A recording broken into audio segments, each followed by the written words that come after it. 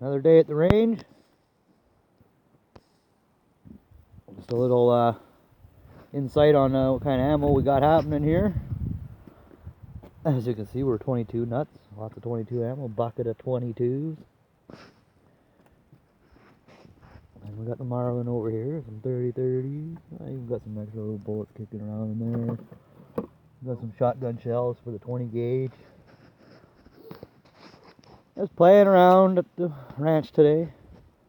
Farting around, shooting off the guns. Kids are over there somewhere playing. Well, we'll get to some shooting in a second here.